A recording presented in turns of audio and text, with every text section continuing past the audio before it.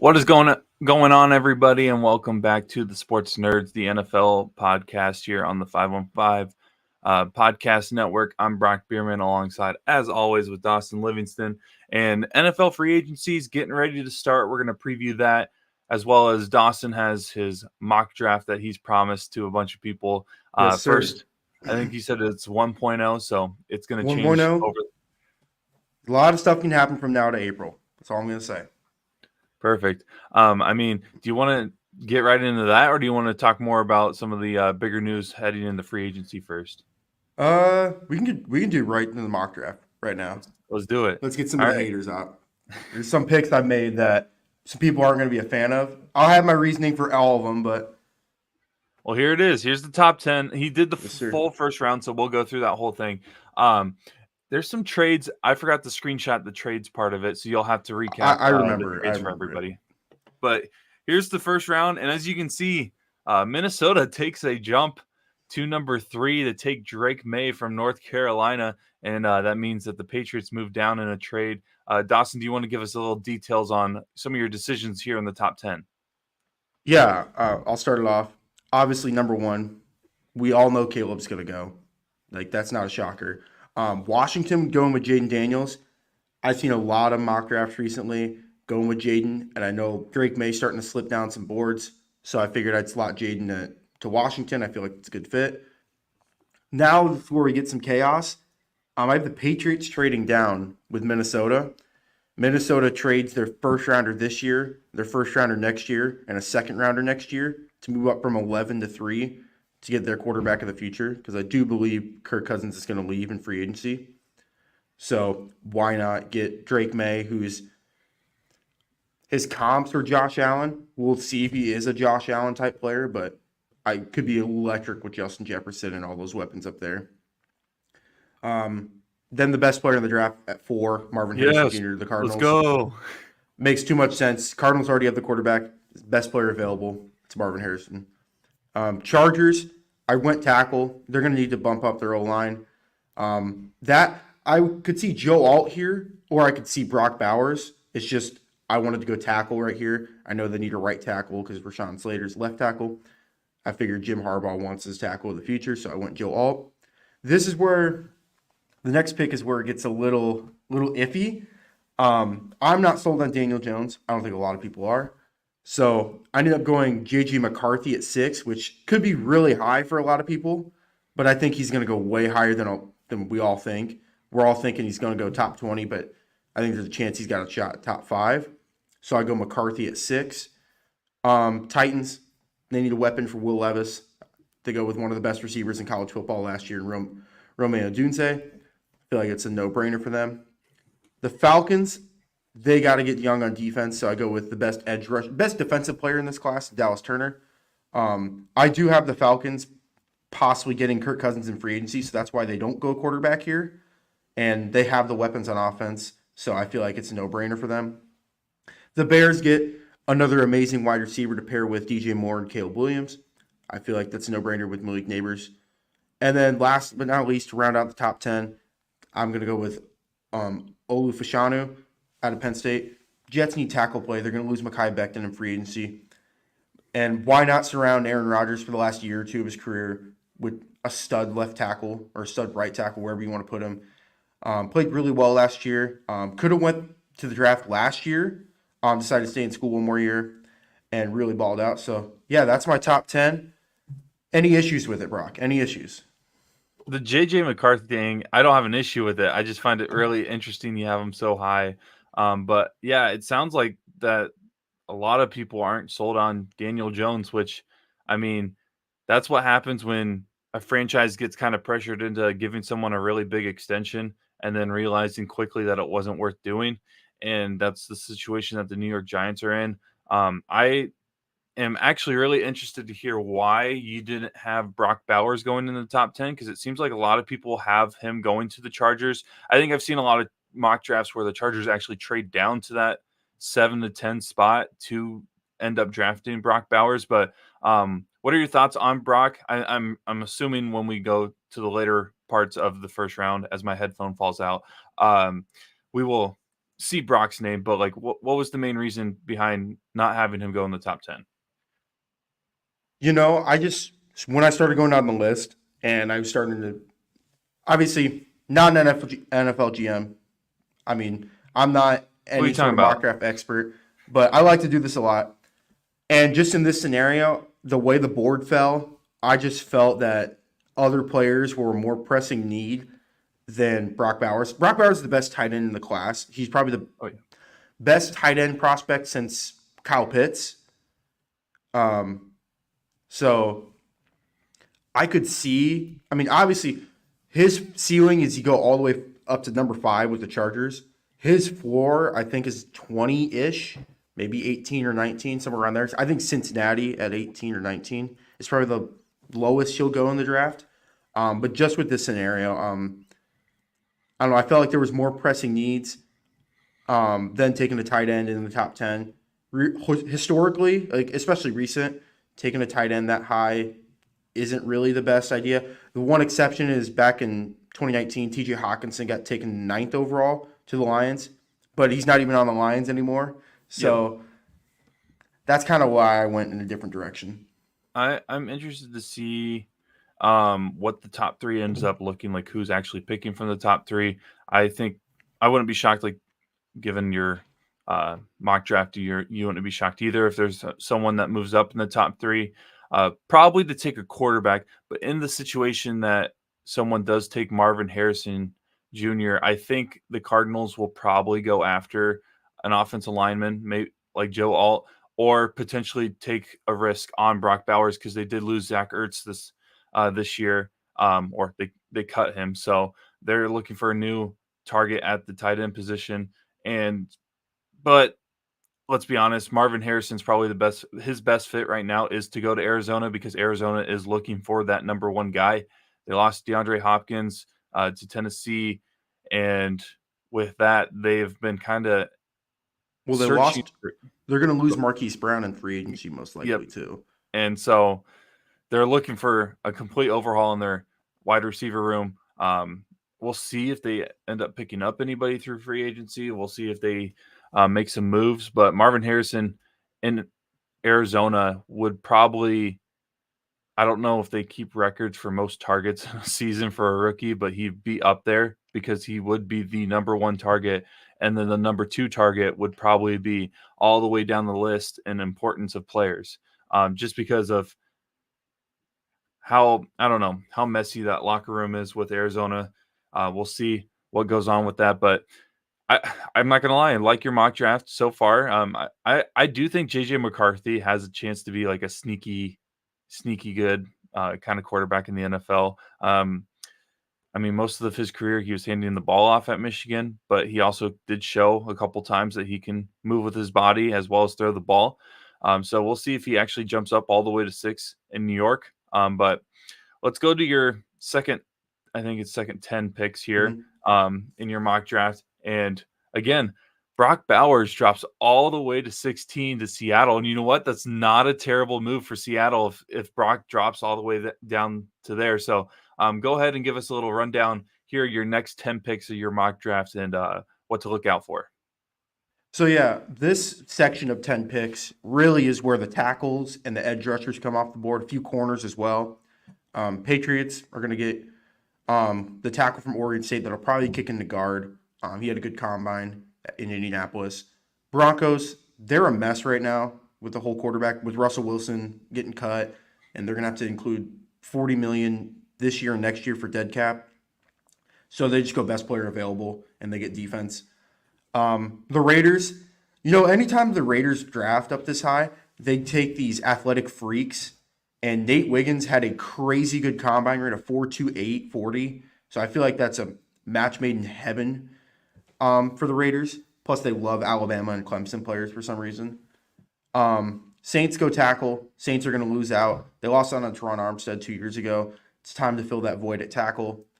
The Colts go with Quinion Mitchell, who he's arguably the best corner in the draft. Had a great combine, great season of Toledo. Colts desperately need cornerback play and secondary play in general, so I have them going there. 16, is where Brock Bowers the slide stops. I think Brock Bowers in Seattle. I haven't seen a lot of people mock him here. When I started going through my head, I'm like, that makes a lot of sense. You got DK Metcalf, Kenneth Walker, Brock Bowers. You still have Geno Smith. Who knows if they'll get a quarterback this year or next year? Because Geno is not your franchise guy. So I like the fit with Brock Bowers. They go best player available. Real quick, Jags. if JJ is still available at 16, could you see the Seattle Seahawks taking him? Oh yeah. If JJ slips out of the top 10, I think that's when we can see teams like Seattle or a team like, oh gosh, I don't know, the Raiders jump up or the Broncos. There's a lot of teams that really need or really think they need a quarterback or franchise quarterback. So I could see any of those teams paying a hefty price to go get McCarthy. And then Jacksonville's going to take corner. I know they cut some guys this week. Darius Williams. So they're going to have to get a corner in at some point. Bengals, what's the one thing the Bengals have needed the last 2 freaking years or 3 years is offensive line. They got to protect Joe Burrow. I mean, I think he's the second best quarterback in the league. Some can debate. It's my opinion. You're going to have to be able to protect him and keep him upright. Rams go with an edge rusher to pair with Aaron Donald. That defense last year was really good. People are kind of underrating. They had a lot of UDFAs, a lot of late round picks that played really well for him. And so I decided let's add to that side of the ball in Laulaitu from UCLA. And then 20, the Steelers are taking a tackle. Which tackle, I don't know. But they're going to have to keep Kenny Pickett upright. Or if they go in the veteran quarterback market and Justin Fields, Russell Wilson, guys like that, they're going to have to protect him either way. Because I know they had to cut some guys this week due to their salary cap. So I think they go tackle no matter what. Yeah, and you mentioned that if J.J. McCarthy falls outside the top 10, we could see some moves. Denver at 12 may be something people might want to keep their eyes on for J.J. To be taken there. But yeah, Brock slipping to 16, did not expect that. But at the same time, it doesn't necessarily shock me because, like you mentioned, taking a tight end really early is a risk anymore. And at the same time, I'm not saying that he's injury prone, but like he had some injuries last season. So that is a red flag, whether people want to admit it or not, when looking at a potential draft pick, especially with how explosive he can be. If his body starts deteriorating early in his career, that could be an issue for some teams and his career as a whole. But like the second half of I'm really liking your mock draft. I'm not going to lie. It's looking really good. A lot of teams are setting themselves up for a bright future. And for those that are listening to us on Apple Podcasts or Spotify, you can always go and watch our streams to see the official picks, pick by pick, for all the first round mock drafts that Dawson provides us throughout the lead up to the NFL draft. So the next 10 picks, here it is. And we got, some notable names that I know that Dawson loves to talk about, as well as some names that some people are just figuring out about or not as familiar with. But Dawson, go ahead and give us your rundown on the next 10 picks. Yeah, I'll start it off. Miami at 21. They need offensive line play. A lot of teams in this draft do need offensive line play. Tua is going into his 5th year. You're going to have to make a decision whether or not you're going to pay him a lot. Why not give him the best opportunity and protect him and take the best interior offensive lineman in the draft in Jackson Powers Johnson, who had a great combine. Shades of Tyler Linderbaum, just the way that he's going to go so high in the draft, and everyone knows he's the no doubt center or guard in the draft, the number 1. So I really like the fit here. Plus, Miami could be losing out on some free agents, so they got to fill the void there. At 22, I do have my boy Cooper DeJean going to the Eagles. This is where I could see him, this range from 22 to 30, I could see him falling. That injury is really hurt his draft stock, in my opinion, because I believe if he was able to go to the combine and test, I think his stock could have jumped up maybe to 12 or 13, somewhere in that range. But I'm sorry, I'm calling a fair catch. Yeah, sure you were. It wasn't a fair catch. Let's keep that record straight. But I really like the fit here with the Eagles. They're going to need some corners. James Bradbury is regressing every single year. Darius Slay's getting older. I really like the fit here. Plus, he can play corner, he can play safety, slot, like any of those positions. I feel like could help the Eagles out, and he could be a big contributor year one. Texans, the surprise team of the NFL. I went with defense and defensive line. I could see them going with an offensive lineman here to protect CJ Stroud, but I really like adding to the defensive line to help out Will Anderson and just give D'Amico Ryans another defensive guy to throw out there. So I really like Byron Murphy out of Texas. At 24, I think the Cowboys are going to take a corner. I think the Cowboys are going to go defense regardless. I really like Kool-Aid McKinstry. Like I said, there's a lot of corners that are going to go round one, in my opinion. I really like the fit here. Big, tall, lengthy corner that can play man coverage, zone coverage, can do it all. Had a really good combine as well in Indianapolis. So really like the fit here with Dallas. Green Bay, I have them going with Tyler Guyton, I think. Sorry, if I butcher some of these names, just know Unacceptable. I'm not doing it on purpose. But How dare you not know all the names of all the offensive linemen? yeah, getting that's drafted? my bad. That's my bad. I'll get in the lab. I'll learn some names. But I have them going with the tackle. Jordan Love, you found your franchise quarterback. What better to then get him an offensive line in front of him? They're probably going to cut Bakhtiari because cap hit's so high, and I think Bakhtiari wants to go to New York to play with Rodgers. So I have them taking a tackle, protect Jordan Love, make that offense even that more electric. Tampa Bay, I have them going with one of my favorite players in the draft, in Brian I Thomas. agree. Same. Brian Thomas, I know everyone's going to talk about Xavier Worthy and the crazy combine he had. Brian Thomas may have had a crazier one just because he ran a 4.3 340 at 6'3 220 or 6'3 230, somewhere in that range. Scary. People, that's going to go under the radar as it should because Worthy ran the 4.21. He broke the record. Well deserved. But people are like still failing to recognize how crazy good Brian Thomas's combine was. And it pains me to give him to the Buccaneers because I really want him in Kansas City, but I don't think he's going to fall that far. But really love the fit here to give him a slot receiver or give him an out if they want to get rid of Chris Godwin or any of those guys. Really like the fit here. Cardinals, I have them going with a D lineman. They're going to take best available player. Their roster needs a lot of work. Sorry, Brock. But they're going to go with best. They're going to go with best available player at both 4 and 27. Or if they trade down, they're just going to get talent on that roster.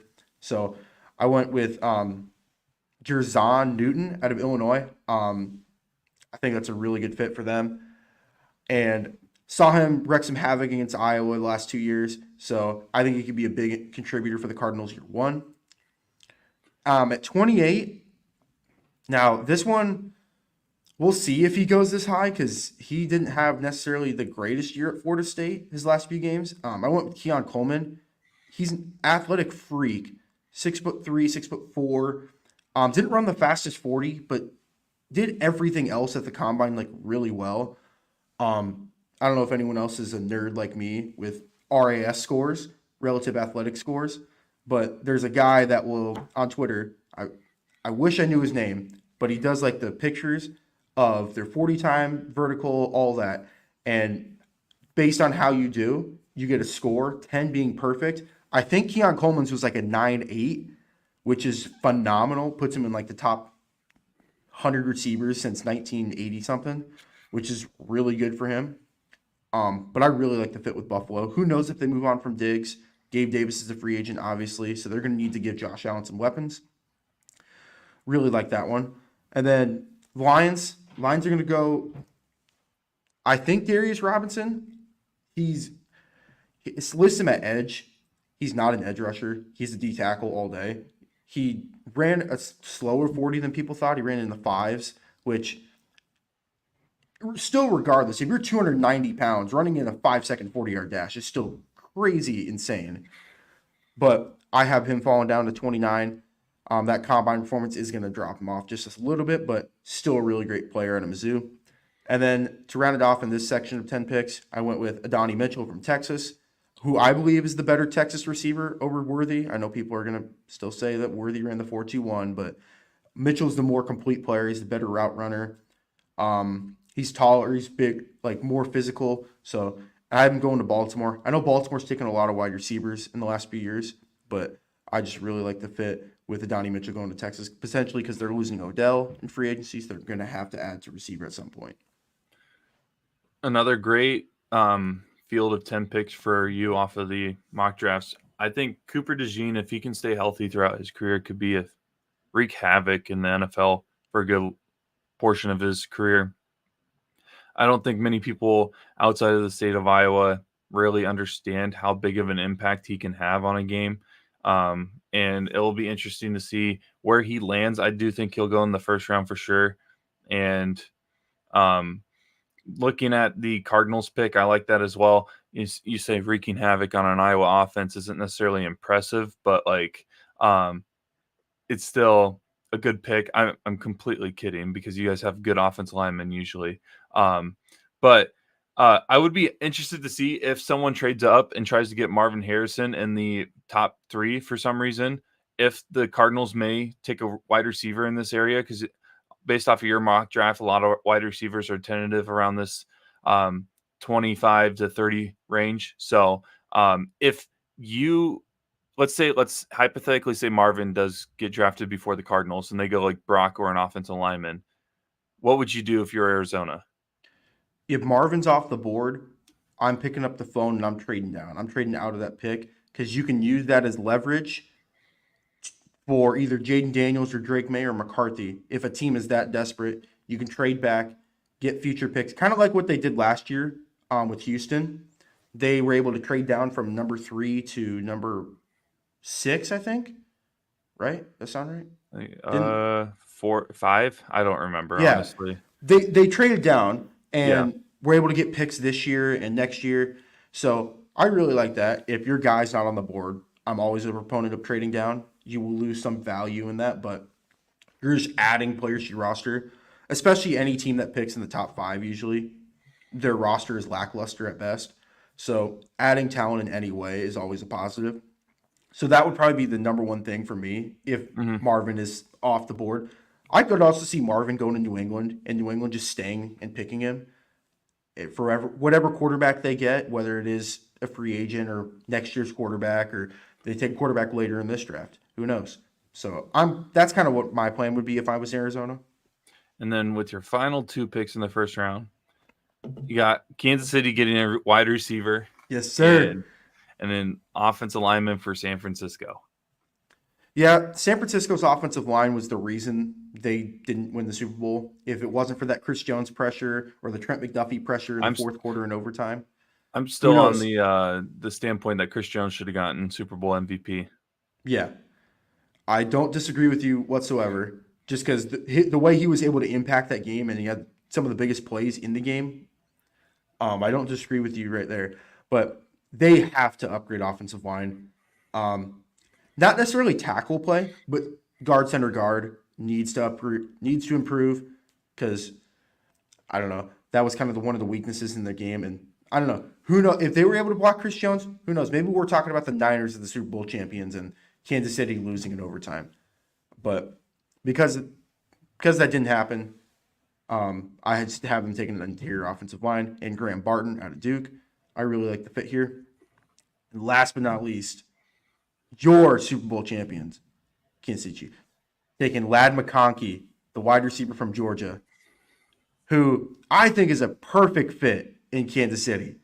I know I've seen a lot of places mock him to Kansas City. I love the fit. I know people are going to say take Xavier Worthy, take Xavier Worthy. No.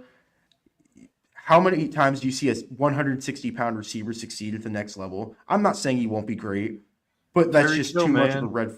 What? He's got speed like Tyreek Hill.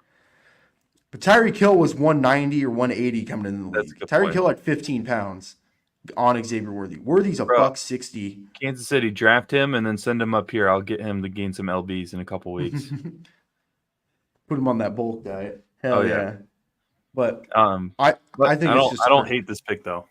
No, I think it's a perfect fit. I could see Lad going here. I could see Xavier Worthy. The other position I think Kansas City could draft is tackle. Their tackle play was awful last year. particularly left tackle play was awful. Right tackle, I mean, Juwan Taylor had all the penalties and stuff, but I think if they get their left tackle in the future, I think Kansas City, I mean, three-peat watch. I'm just going to say it right now. Well, I mean, again, like I said, to be the man, you got to beat the man. And right now, Kansas City is the man in the NFL. And one player that I want to get your opinion on, just because, biases and all that. TJ Tampa didn't go in your first round. Where do you think he may end up? Do you think he will probably be an early second round pick if that happens? Because I've seen everything between really early in the first round, like 15-ish, all the way to late in the second round. So where do you think TJ lands, the corner from Iowa State? Yeah, I think he's going to be like a mid-second round pick to early second round pick. He could be one of the first guys off the board in day two. Like I said, there's always a couple guys in the draft that jump up boards that are like, really? He went at that high? Last year was Jahmyr Gibbs. No one thought Jahmyr Gibbs was going to number 12 at the Lions. Jack Campbell's another one. No one thought Jack Campbell was going 18 to the Lions either. People thought he was a second round pick at best. It's however teams like have the players on their boards and what's considered a reach and not. TJ Tampa could very easily go in the first round. He might be in my first round of my next mock draft that we do. But I just think that there's a lot of variables when it comes to mock drafts. Obviously, I'm not an expert. None of the guys on ESPN or Fox, they're not experts either. They're just throwing darts at a dartboard. I think people have to remember that because we don't know what teams are going to do. Heck, we don't know. I mean, outside of number one, we don't know what the Commanders are going to do at two. Wait, what are you talking about? I think the Bears are taking Marvin Harrison with the first pick. They very well could. They'll take Brock Bowers. It'll be an Anthony Bennett moment. Whoa! Bill Simmons going in the background. Whoa! But I don't know. I was just honestly curious, and you mentioned Detroit taking two kind of not long shots, but surprising picks last year. So hey, maybe Detroit's the team at 29 to take TJ, depending on the situation. What does Detroit need too? They need defense. So there you go. That probably anywhere from 24 with Dallas to the mid 40s, I could see Tampa going. And obviously, if you're Tampa, you want to go in the first round. You get that fifth-year option. You get that bigger contract and stuff. But sometimes getting drafted a little bit later, you get that better fit and you're able to succeed more. And you don't have to wait your turn necessarily for other guys in front of you. For sure. And I mean, let's switch gears a little bit and get into the whole purpose of the name of our show for today's episode of the Sports Nerds here on the 515 Podcast Network. NFL free agency is starting to begin. We got some interesting names, interesting developments over the past couple of days of who's going to be available, who's gotten tagged, who didn't get tagged. Of course, you look at ESPN's top players available, and number one is your boy Chris Jones. And he basically stated during the parade that he is probably going to be back in Kansas City. Are you on that boat? I'm assuming that he's probably going to re-sign. Of course, that news has kind of died down since he made that statement. But again, a lot of things have happened since that parade.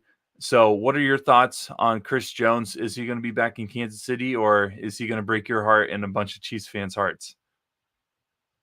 I would love to think he's coming back, but each day that goes by, I lose a little bit more and more hope that he is going to be back. Here's what I will say. People know this. Alcohol is truth serum. He had a lot of alcohol in his system that day, and the truth came out of him wanting to be back in Kansas City. So I think he does want to be back in Kansas City. Now, whether or not they're willing to pay him $30 million a year, it's a different argument, different story. He is going to reach the open market on Monday. So we'll see. I could see a team like Houston just throwing an absolute crazy contract at him at $35 million a year and kind of just price or wage Kansas City, because Kansas City's got a firm number they're not going to go over, which I believe is $30 million. And who knows if it's even that high. But I would love him back. But like I said, every day that passes by, there's more of a chance that he's leaving, which makes me nervous because he's the best player on that side of the ball and has been for the last 3 or 4 years for Kansas City. And I mean, you mentioned the Texans. That's a team I think a lot of people should be paying attention to this free agency because I think they got 70 mil in cap space. I'm not 100% sure on that, but like that's a team that surprised a lot of people this year with a young core. And if they're able to get some veterans or some key all-pro players into their roster, I feel like that would be huge for them to take the next step when in terms of uh, reaching the next level of building a program or a franchise to being Super Bowl contenders. And I think so. I think I saw Saquon Barkley didn't get tagged. Hear me out. Saquon in Houston would be a perfect fit for CJ Stroud. Oh yeah. Right now, if you're Houston, you want to surround CJ Stroud with as many weapons as you can.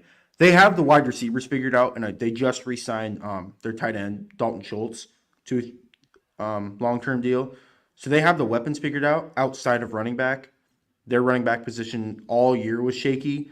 It was either Devin Singletary or Damian Pierce, which isn't probably the greatest 1-2 punch you could have at running back, to say the least. But if they are able to get a guy like Saquon, Derrick Henry's out there, Tony Pollard's out there, there's going to be a lot of really good running backs that can help any team. And I just looked it up, and the Texans have 70 million in cap space. They have the fifth most cap space going into free agency. So that's a team I think people should be keeping an eye on. I just think that they could make some great moves to build this roster even more and potentially put themselves at a level where they're competing in the AFC to make a title game, maybe in the future a Super Bowl, depending on how this team develops. And I mean, we mentioned CJ Stroud. There's a couple of quarterbacks in terms of the free agency side of things that a lot of people are talking about. Kirk Cousins obviously being, I think, the biggest name. Even though I don't think he's the best quarterback available, I honestly think people should be taking a shot on Baker more than Big Kurt show. because Kurt is getting up there in age, coming off an Achilles tear, versus Baker, who's coming off of an amazing season with the Buccaneers. Do you think, I'm based off of your mock draft, Kirk Cousins is out of Minnesota? Where do you? I think I know where you're going to say. Where do you have Kirk Cousins landing? ATL, Atlanta. I think that is the perfect spot for Kirk Cousins. And I kind of made my mock draft based on that fact. Because he could very easily stay with the Vikings. I mean, who knows what's really going on behind closed doors with agents and teams, and we have no idea. He could easily stay, but I do think he's not willing to take a hometown discount. So I think he's going to try to get as much money as he can, as he should. It's probably his last big contract that he's going to get because he is, like you said, he's getting up there in age. So he's probably going to squeeze every dollar that he can out of a team, whether it is the Vikings, the Falcons, or some other team, some mystery team. But I do have him going to Atlanta. But like you said, Baker's another really good option at quarterback. I know a lot of people think he's going to stay with Tampa, which he probably I'm on that will. boat. But why, in my opinion, why wouldn't a team like New England try to throw $40 million a year at him? Say, hey, let's get Baker, let's draft Marvin at 3, and we'll figure everything else out. No, I can't have that happen, man. But yeah, that makes total sense, honestly. But Mike Evans, didn't he just re-sign with the Buccaneers? And I feel like that's a sign that Baker's probably going to be back because I think he said that he wouldn't come back if Baker didn't get a deal. Mike Evans also said he wanted to play for a contender. And I'm going to be so real. Tampa Bay contending, yeah, for the first or second round of the playoffs, not Super Bowls. I'm going to be real. I don't think Baker's going to lead him to a Super Bowl anytime soon. A lot of people didn't think Brock Purdy would ever lead a team to the Super Bowl. So, and I know you want to say stuff. I mean, that's about apples Brock now. to oranges a little bit, but no, I get what you're saying.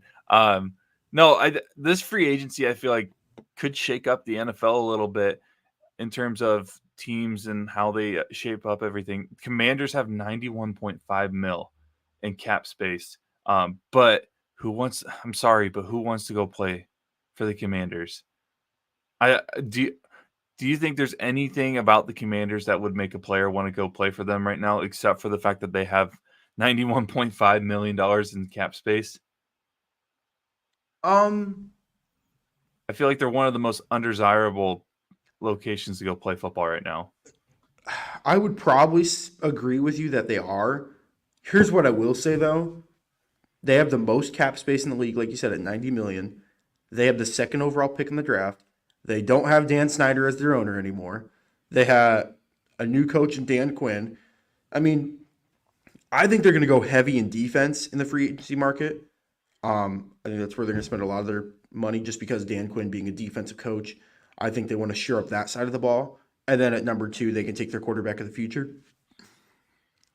Excuse me. But I don't think it's as bad of a destination as people are making it out to be. Honestly, I would say New England is a way worse destination than That's a good anything point. Washington has. That's a good point because I guess Washington has kind of always been like just kind of mid, and the Patriots are really last couple years have figured out what it's like to be back in that mid to really bad level of play. And new coach, obviously they're going to be looking at a new position for the quarterback. I want to get you mentioned Mark Hollywood Brown with the Cardinals. He's going to leave. Where do you have him going? My heart wants him to go to KC just because I feel like any receiver you throw in Kansas City's offense is going to just be electric and so much fun to watch, and just anything to help that three-peat. That's all I really want this offseason. But realistically, watch out for a team like Tennessee who wants to put as many weapons around Will Levis as possible. Um, gosh, he very well could stay in Arizona. I don't think he is. Houston is another one where they already have Tank Dell and Nico Collins, but if you give Marquise Brown too, gosh, that offense is going to be crazy good. I think Marquise Brown's in a position where he's going to take, like you said, the most money possible. Not necessarily based off of fit. I think he just wants to get a lot of these guys, they only get one big contract in their life. So when they get to the open market, they should maximize the amount of money that they get from any team. Now, if you're older, then you can worry about taking hometown discounts and stuff. But a lot of these guys are getting their first huge contract this year. So I think he should get as much money as he can. But I really like Tennessee. I kind of just threw that out there without thinking, and then I started thinking, that's actually a really good fit. Of course, they take another Cardinals wide receiver from me. Yeah. But sticking on Tennessee, where do you got King Henry going? Everyone and their mother's saying either Dallas or Baltimore. I think it is Baltimore. There was a rumor that they were trying to trade for him at the trade deadline last year. Which, if they get Derrick Henry, dog, what? Why? They don't need. Dude, he should Their go to offense. Dallas. I really think he should go to Dallas. That is a perfect fit. Not to interrupt you, but No, Derrick Henry in good. Dallas. I think the issue. Tony Pollard is a good running back. I just feel like there needs to be another person. He's not like a. He's not someone you can give the ball to 30 times a game and expect Right. to be great. But like you bring in Henry, you don't need to give Henry the ball 30 times like he had to at Tennessee to be successful because you already got an amazing offense with Dak and CD. I think Dak is still a very underappreciated quarterback here in the NFL, and CD is one of the best wide receivers in the league. Add Derrick Henry. Pollard can go back to the Pollard that we remember when Zeke was kind of on his way out a little bit, where it's like you can do more, you can throw it to him more than actually have to worry about handing him the ball off because I think he's actually a better receiving running back than he is handing the ball off to him. While I do like that idea, I believe Pollard's a free agent this year. Oh, that is a good point. Then so I don't think he'll be. No, it's all good. I don't think he'll be back in Dallas. Then go all in on Henry then, and then draft a running back in the draft, or heck, Are we Saquon. forgetting? No. Saquon, I'd take Henry over Saquon with the Cowboys Okay. because I don't When know you if he's still say on the Deuce roster. Vaughn, Dude, people are going to forget about Deuce dog, Vaughn. If he's on the roster come this fall, they're going to use him this year. Deuce Vaughn can be scary good because he could be that guy that they just dump the ball to and he can get a couple more yards. he could be the Tony Pollard to whoever they get, the receiving back that they can throw it to. Or, I'm sorry to be a homer, it could be the Kansas City version of like Jerick McKinnon, where Jerick Yeah, McKinnon is really only ever in on third down or screenplays. Jerick McKinnon doesn't really ever run between the tackles. He catches out in the backfield and makes plays after. basically what I'm saying is Dallas go after a running back and probably Saquon or Derrick Henry. If Tony Pollard is a free agent, I wouldn't want to. I I don't want to be that guy. It just didn't work out. It really didn't.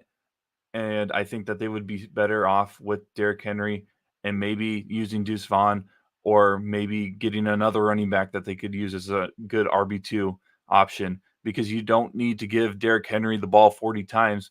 And maybe that's a good reason for Saquon to go to Dallas too, because he doesn't need the ball 20 to 30 times, which would lower the chances of him getting hurt because I truly believe that he is starting to show that he's a little injured prone. And with this offense, he doesn't need to touch the ball every play. In New York, he kind of had to touch the ball a little more because their quarterback situation was not ideal 24/7. So, yeah, Ben DiNucci was great for a month. Ben But DiNucci, Tommy DeVito. same thing. Wow. No, Ben Tommy DiNucci, DeVito Tommy DeVito, had his they're Lynn both Sanity scrubs. run back in October. Lynn Sanity is that was too. See, that's why I hate New York. New York teams will take one performance, one or two performances, and be like, "That's it. Give this guy Go. the keys to the city. Give him $1 million." And heck, you know what? Because of that,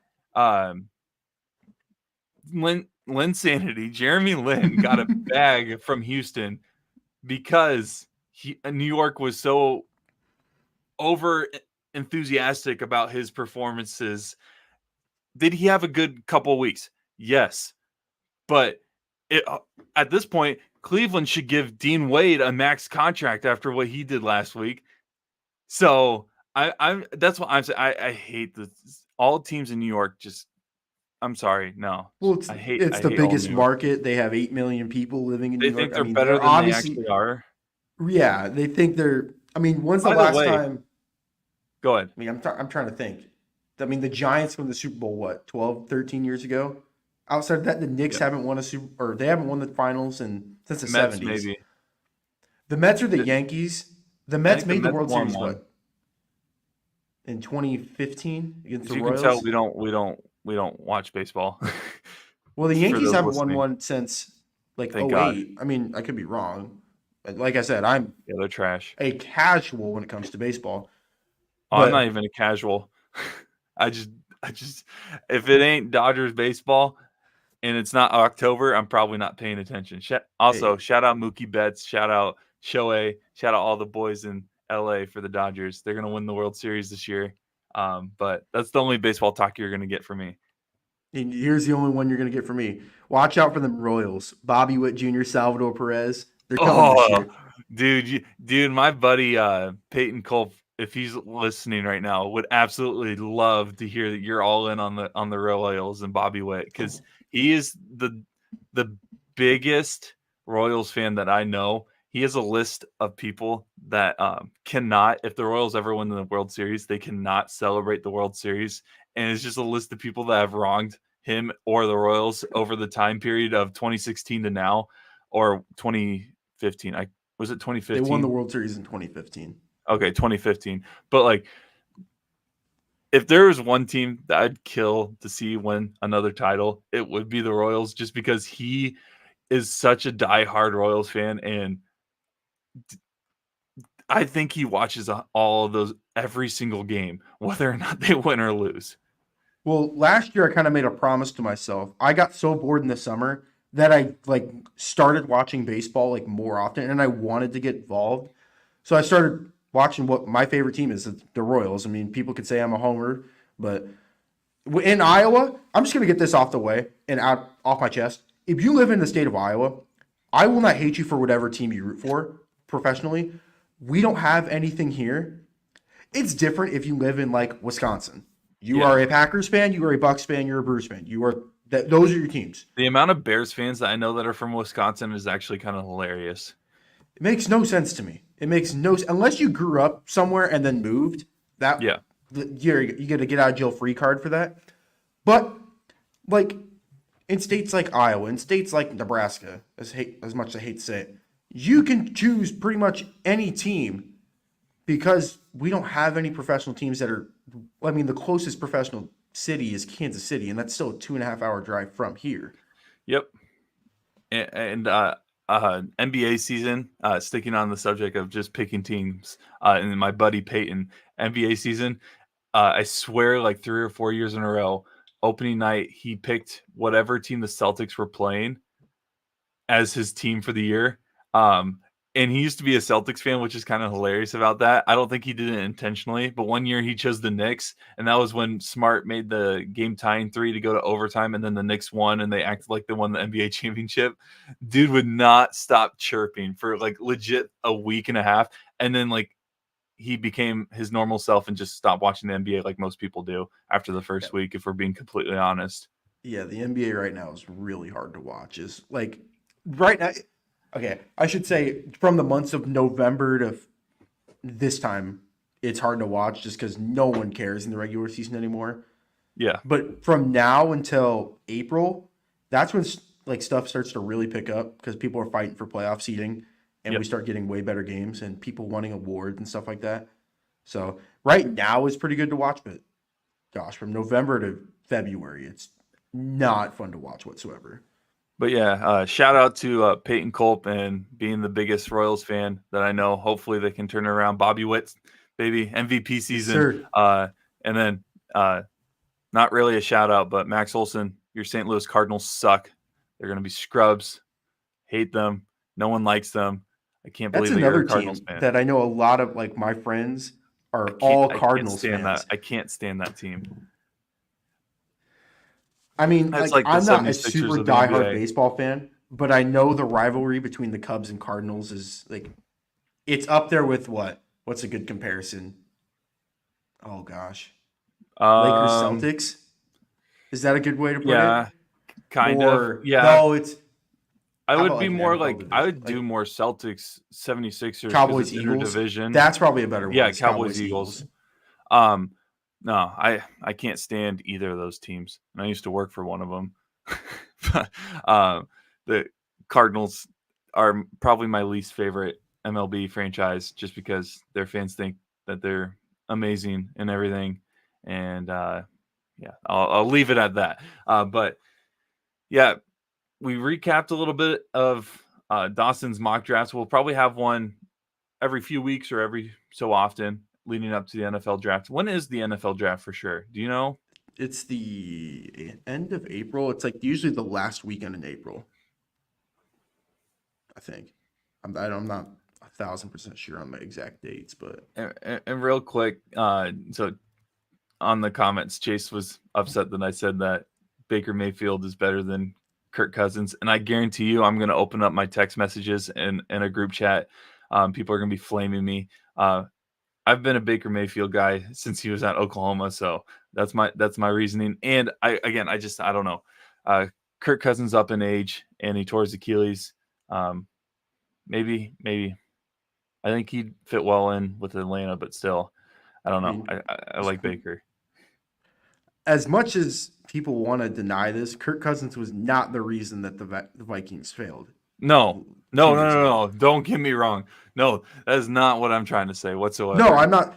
But Okay. I know like a lot. My roommate is a huge Vikings fan and always puts all the blame on Kirk. Like, Kirk, why are you throwing that ball? Why are you taking the sack? It's like, dude, there's a lot of variables that are going into this that Kirk can control sometimes, but most of the time he can't. Whether it's offensive line play and stuff like that.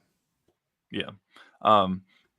But we looked at the mock draft of Dawson's, and we'll probably, like I said, we'll probably get a little more into that as we get closer to the NFL draft. Looked at some free agency stuff, talked about some key players and where they should go.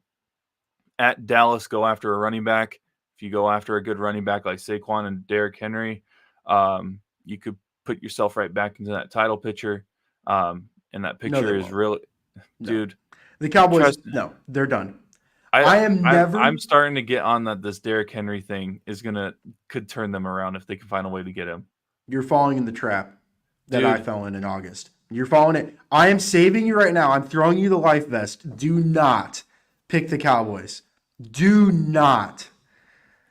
As someone who realized he made a mistake and was able to evacuate, please do not fall for the same trap that I made. The Cowboys. I'm just saying, Derrick Henry's levels above Tony Pollard. The Cowboys are going to cowboy. That's all I'm going to say. They're going to cowboy.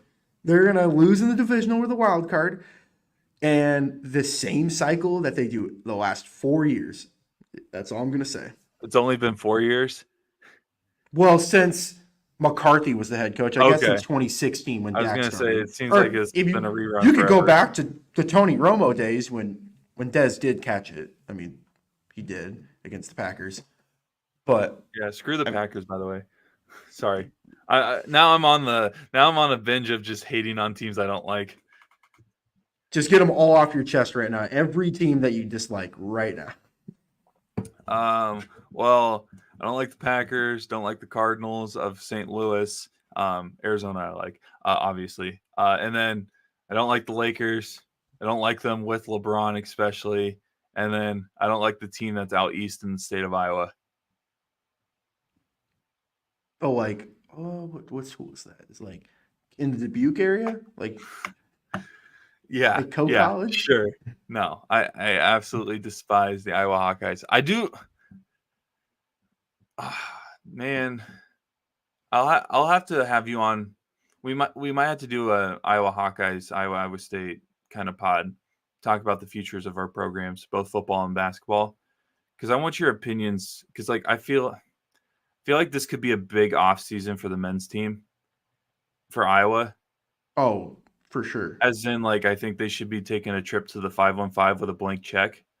Take what with you, whatever the saying is, take that information as you will, and fill in the blanks on what I think they should be doing if and when they don't make the tournament, because I feel like they're not making the tournament. They would have to win Sunday and then win a first round game in the Big Ten to make it. They will make the tournament. It's going to happen. Do you really want to be another first round exit? I will say that this team could be sneaky when it comes to a run, because Dix and Sanford can really turn up. We need to eliminate this one narrative about Fran that has been driving me. The Fran fade in February. Dog, this team was dead to water 3 weeks ago. And it should have gotten worse. Yeah, they were done. And they were able to turn this program around, winning some huge games against Michigan State. And now, like you said, they probably won't make it, but they have a shot. The path is there. They win Sunday, they win one game, and they're in. Most likely.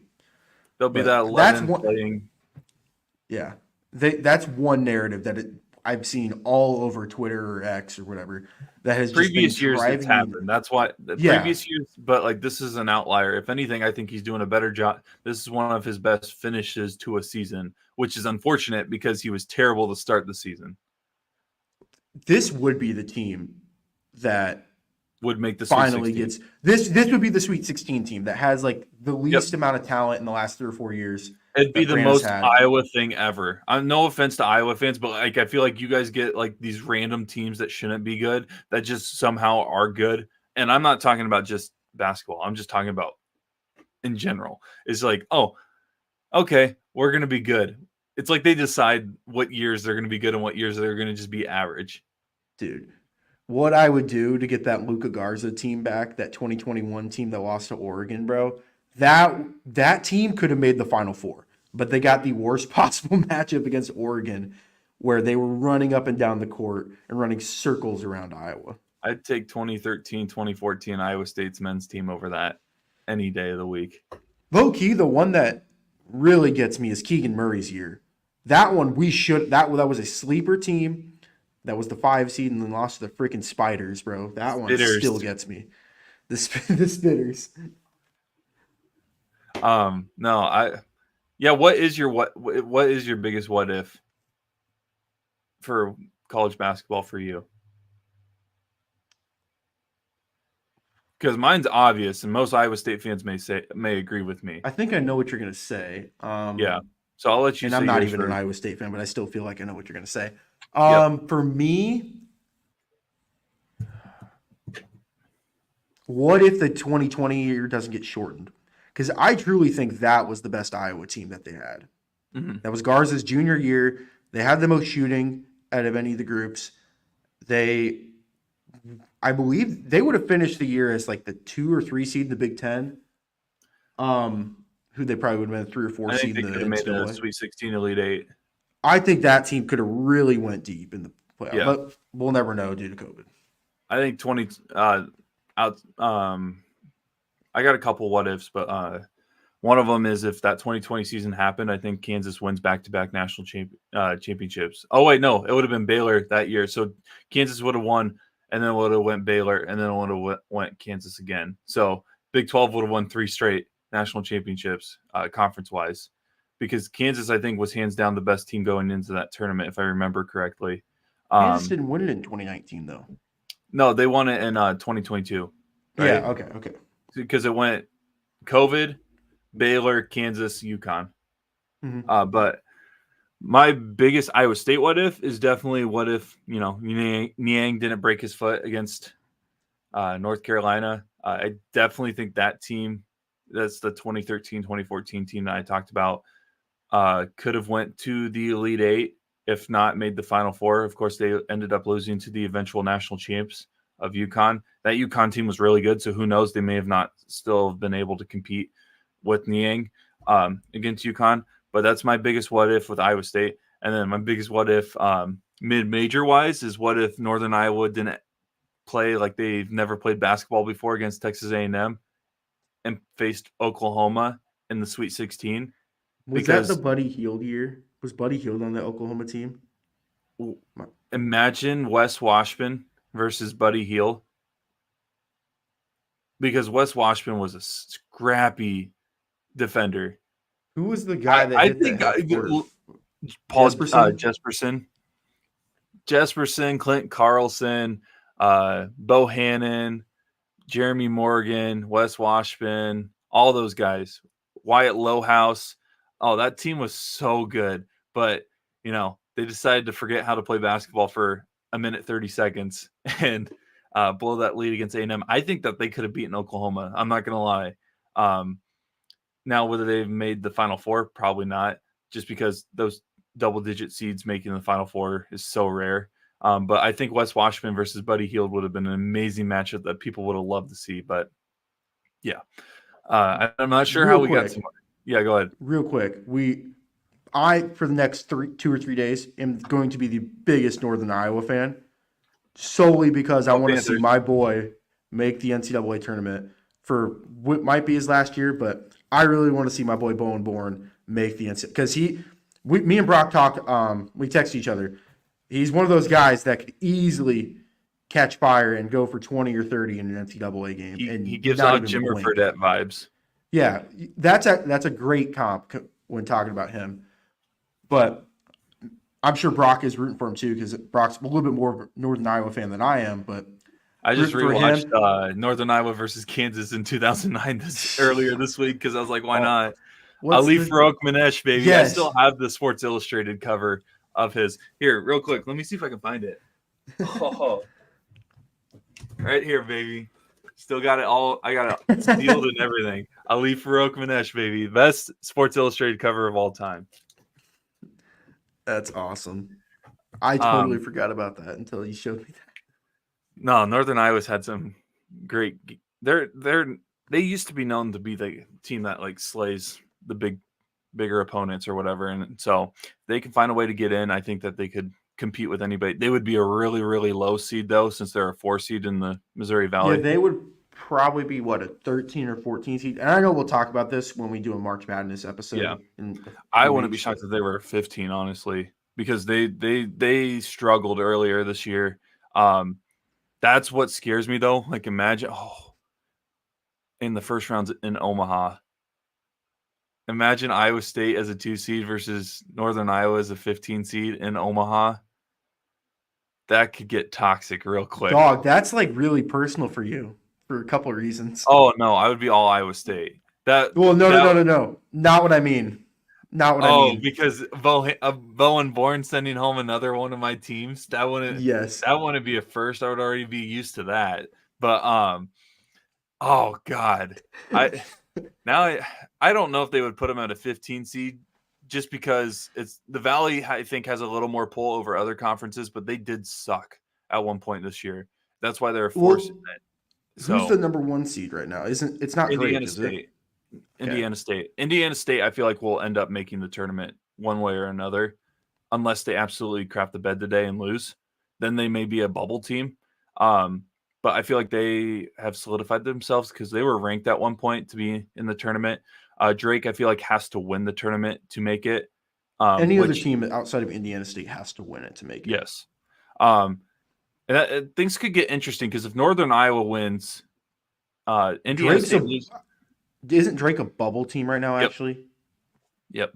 I think they have to win it, unfortunately, because I feel like this is one of the most talented Drake teams, if not the most talented Drake team that DeVries has put together. But they gotta win it. Northern Iowa, they're sneaky good. They destroyed Drake a couple weeks ago, but they have to go up against a good Belmont team today. Also, the fact that Evansville and UIC both won their first round matchups blows my mind, but that's neither here nor there. But yeah, somehow we got into a little March Madness conversation. Maybe we'll have a couple of sports nerds episodes revolving around March Madness as we get closer and closer to college basketball. But anything you want to say before we sign off? I hope here's the last thing I'll leave. I hope Chris Jones is the chief when we come back and record our next episode. That's all I'll leave it at. And if Dawson's kind of to not wrap here, up the NFL. Yeah, if he's not here, you know what happens. It'd be a sad day. If I find out he goes to the freaking Cincinnati Bengals, dog. I tell you what, if he leaves while we're live, that would be so hilarious. Like to get your live reaction of it. No, can we not put my misery? That would be hilarious. If anything, your dad would be the one that would be more heartbroken than you. Because for those of you that don't know that watch us, my dad, me and him are both Chiefs fans. My dad is the biggest Chris Jones fan in the world. His fantasy football team name is Chris Jones. That is his name. That's it. And his reasoning is when we went to a Chiefs game, Chris Jones' rookie year, we were fairly close in the 100 levels. This was the Alex Smith days. He just saw Chris Jones just hyping up the crowd the entire time. And then my dad just you know what? That's my favorite player. And to this day, you can go up to him and ask him, who's your favorite Chiefs player of all time? And he's like, Chris Jones. Not even a debate, not even a question. Yep. No hesitation. Anytime I talk Chiefs with him, it's always Chris Jones this, Chris Jones that. He is the biggest Chris Jones fan that I know. And if anybody knows Chris Jones that's listening and we can get some memorabilia or something like that to him, let's get that figured out because we need to get him some Chris Jones stuff. Oh, yeah. He's got a jersey. He's got a signed photo already. I've made sure to include that. But we got to get biggest Chris Jones fan I know. But we'll be back next week. We'll figure out. We'll probably be recapping a little bit of free agency and looking ahead as we get closer and closer to the NFL draft. But for Dawson Livingston, I'm Brock Beirman. We are the Sports Nerds here on the 515 Podcast Network. We'll see you guys next week.